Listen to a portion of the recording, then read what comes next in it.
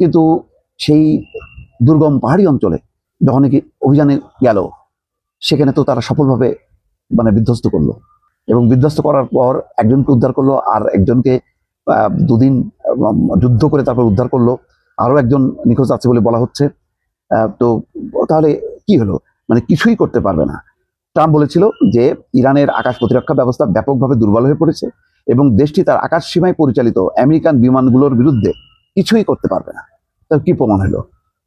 তার প্রতিরক্ষা মন্ত্রী পিট হেগসেথ বলেছিলেন, যুক্তরাষ্ট্র ইরানের উপর আকাশ নিয়ন্ত্রণ প্রতিষ্ঠা করেছে।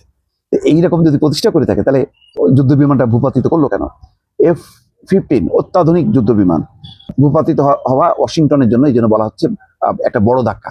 বিবিসির বিশ্লেষণ বা খবরে বলা হচ্ছে, এই ঘটনা ইঙ্গিত দেয় যে ইরান এখনো সীমিত ক্ষমতা হলেও তার ক্ষমতা হয়তো কমে গেছে, কিন্তু সেই সীমিত ক্ষমতার মধ্য দিয়েও সে তার আকাশ রক্ষা করতে পারছে।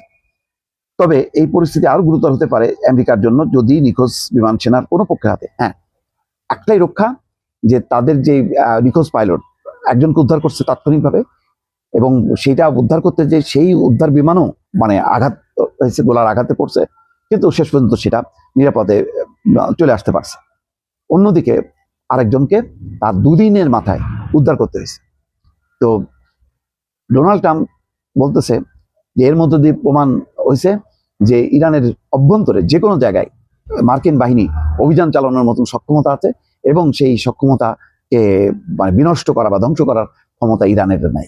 কিন্তু তারা তো আগেই বলছিল যে ইরানের আকাশ প্রতিরক্ষা ব্যবস্থা নেই, এবং সেই আকাশগুলো পুরো নিয়ন্ত্রণে আছে ইসরায়েলি এবং আমেরিকানদের হাতে।